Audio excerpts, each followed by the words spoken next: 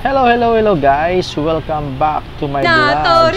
So, for today's video na mga kabusing, ang pag-usapan natin ay ang Miss International 2025 na kung saan grabe mga kabusing yung performance nga itong binigay ng ating pambato na si Myrna Esguerra para lang masungkit ang ikapitong corona ng Miss International 2025. So, grabe, nagtapos siya bilang isang fourth runner-up ng mga kabusing at syempre, deserve naman niya talagang makapasok sa top 5 at narito mga kabusing yung kanyang full performance nga ni Myrna Esguerra during sa kanyang final night nga mga kabusing at nagtapos na siya bilang isang fourth runner-up at syempre, yung nag-third dyan mga kabusing is from Indonesia, nag-second from Bolivia, first is from Zimbabwe at syempre yung pinurunahan bilang isang Miss International ay from Colombia mga kabusing. Kaya here is the full performance ni Myrna Esguerra sa kanyang laban sa Miss International. Tara guys, panoorin natin guys yung kanyang full performance. Ayan, let's watch this. Gabi no, maganda rin pala yung kay Myrna Esguerra, maganda din. Miss Philippines! Please come forward to share your SDG advocacy. Sa, ayan, may tao sa likod. Busy naman yan. Kaya, ayan, performance pa lang niya.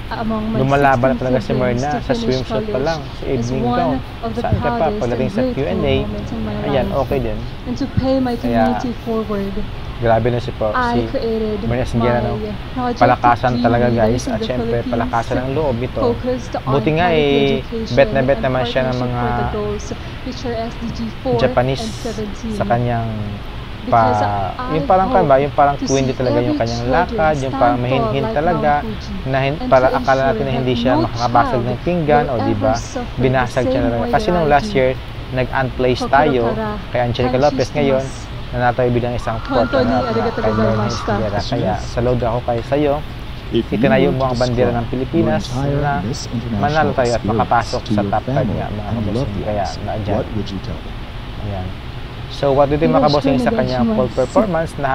Nasiyahan ba kayo sa kanyang pinakita ni Myrna Esguerra?